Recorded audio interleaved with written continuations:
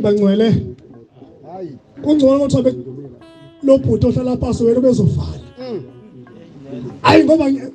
usemba omkhulu umgodi ngivele ngibangela umkhuhlane manje sengigodola kakhulu konke inhlaba ezinto zenkosi sibonga indaba eyodwa esihlanganisile hlazo indaba onyaza ibonga inkosi amen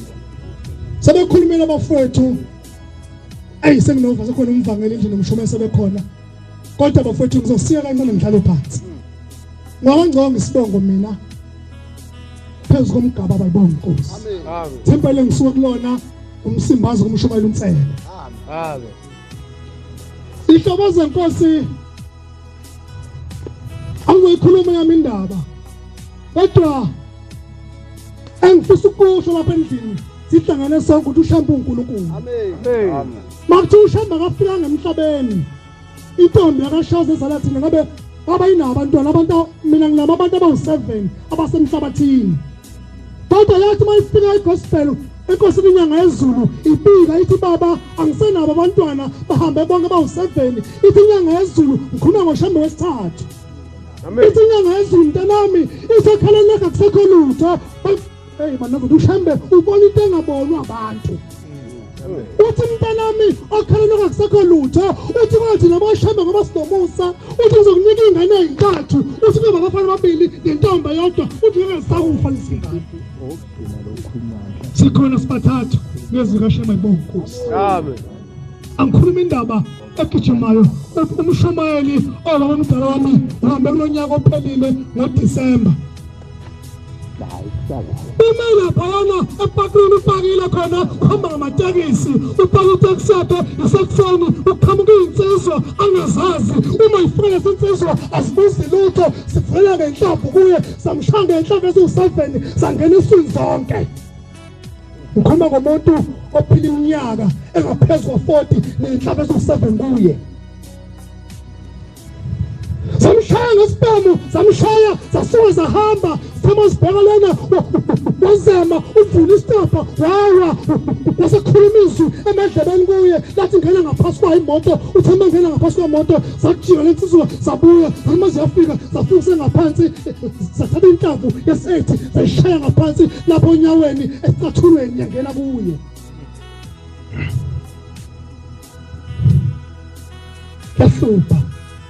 yahlupa ngcwele ngoba noma sasifakile ngoba mhlawumbe sibantu sinje kuna siyahlupa isona ngoba uSdomani ukhona unyazi lesithombisa uNkulunkulu kodwa singaboni thina sinibala ukubanga into engekho afuthi nabengizothi asibangeni ifa likaShembe asibangeni ungene zomkaShembe amen iyazwakala indaba ukuthi umfana kaNgcanga useduduliwe lapha ePakrini uthunyelwa kumvangela umkhize omdala wasekhangela ongasakho uyabikelwa kuthiwa gijima uyabikela inkosi ngoba thina siphula abazali bethu bakuthi makunenkinga ekhaya kuthi ubuke ebuhleni kuthiwa gijima uyabikela ebuhleni Ngubani ngibangeli ukuthi umfana kaNgqongo useduduliwe lapha ePakrini uyasuka umbangela umkhize ubamba imoto ugijima ebuhleni uthi umbangela umkhize uma seyikhuluma le ndaba uthi ngathi ngiqhamuka ingena uthi siphuma inkosi ngezulu uthi yaphuma esitezi esidala uthi sibamba phezulu lapha kwiveranda uthi yama ethi khuluma umkhize kwezenjani awushabe nje wasendlini yasazi kancane Amen.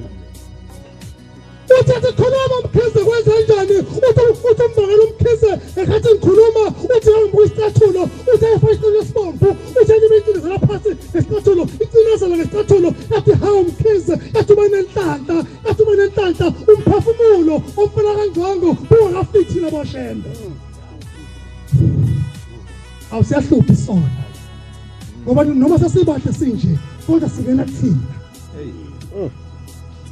uthi umshomali asibhadala uthi bayikhuluma inyanga yezulu uthi umbangela umkhize uthi ecizela phansi ngesicathulo uthi yathi umfana kaMkhize ubona ngibamba lapha ngesicathulo yathi bese ngiwubamba umphefumulo wakhe yathi hamba uye kuye asibhadala uzofika esevukile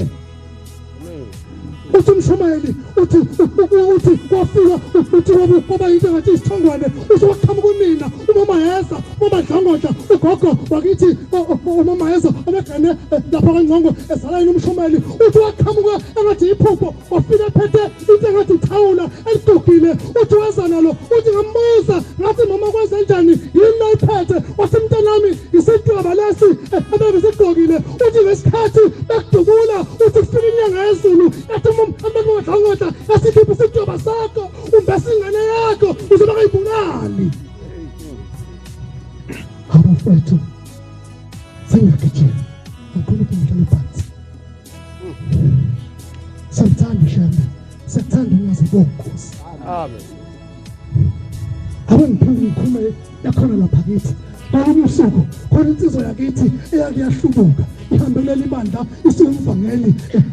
ngisho ukuthi besikuvuma ukuyibona lensizwa yahlubuka lapha ebandleni yahlangana nabantu abangasiwa amaNazaretha uthi ngelinye ilanga bayahlangana silapha eJolbert lana sakhe khona sihlala khona ithi lensizwa akhanjwe kuyoqeda kuNazaretha uma ifika insizwa ziyapaka imoto u23 ebusuku ihlangene insizwa bakhona obaba u23 sobekile ziyama imoto ngaphandle uma sayimile ziyaphuma lezinsizwa ayikho inhlobo esibhamu engaphethwe kuzoqeda kuNazaretha ithi lensizwa yathi iNazaretha uyingozi umuntu wasinkinga zakho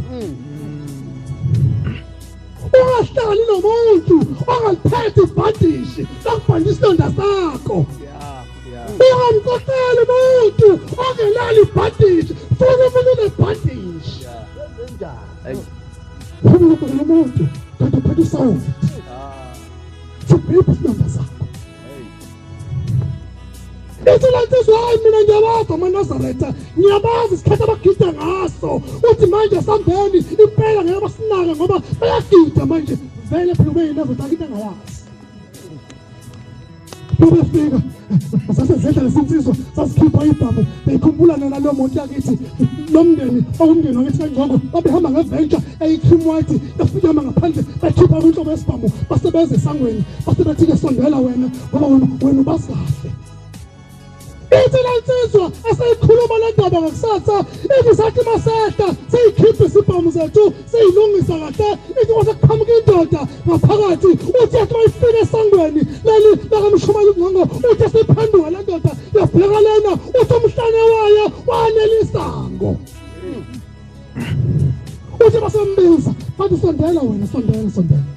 wena uyamazi ushembe ushembe ngaka ithi lensizwa hayi mina kade ngakholwa impela ngalibona ilanga ngayibona inyanga yezulu nothembi kodwa nginaze ngimbona uShambe onomhlane engaka wasefika uShambe esovula umculo bakabonke abalekho amen hayi banjani isikhathi esihluphayo ngabe ngiyadlula ngithi angikhuluma logcina ngishisa sengihlala phansi khona insizwa ngalinye ilanga igama layo uyangixolela mabe naleli gama wathi ujabula lensizwa uyasuka ujabula ngelinye usuku uyahamba uyagoli uyafuna umsebenzi uma ifika ujabulani egoli efuna umsebenzi uyafuna umsebenzi ujabulani uyazulazula njalo ntambama mayefika endlini uyathandaza umjeyi njalo ekuseni uyathandaza avuke ahambe ayofuna umsebenzi. Ngithema umjeyi ongixolela bengasho kuwe langa limba avuka uJabulani ayofuna umsebenzi afike uJabulani awuthola umsebenzi aqashwe abasejabula uthi mehamba esitaladini ebuya emsebenzini uhlangana nentombi efaka ibhulukwe useyimisa uJabulani ujabulile usewutholile umsebenzi.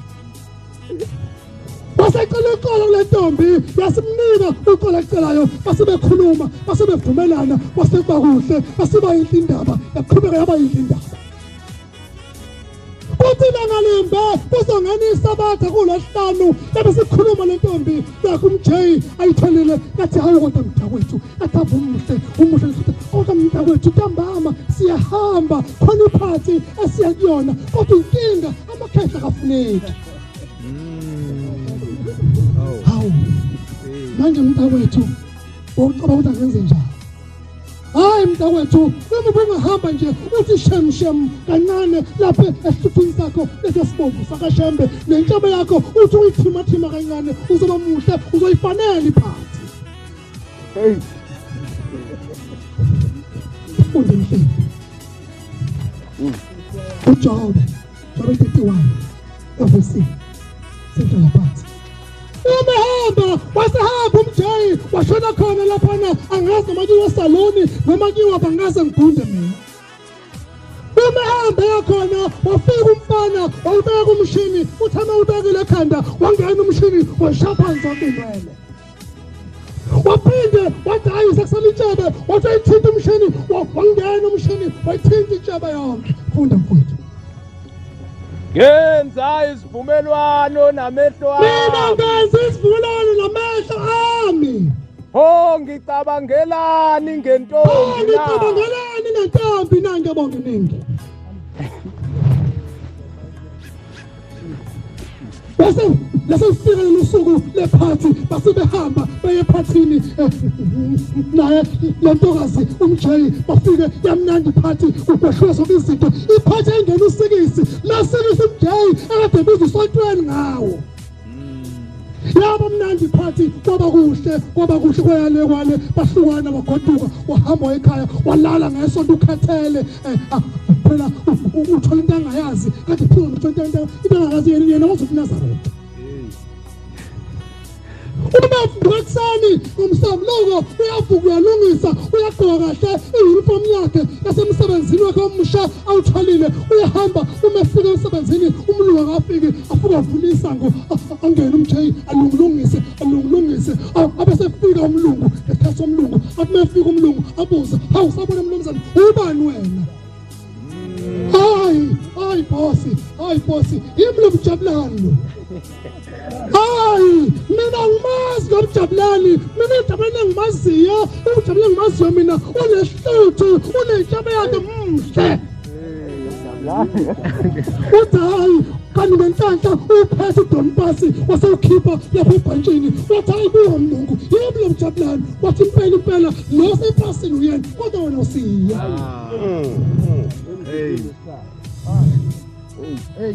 Sengihlala phansi insizwa ngilandelayo khona indaba enkulu. Mina ngizothi bafowethu asingayidli imbewu futhi imbewu ngoba sibuka abantu abadlithela abayitshalile. Hayi enyeke awe ngiphinda abaningizwana bafowethu asingayidli imbewu namhlanje ngoba sibuka abantu abadlithela abayitshalile izona. Mhlawumbe bengasiza bafowethu nathi ukuthi lembe wesiphethe akwesitshale kuyosoyidla kusasa. Inkosi busabisa. Amen.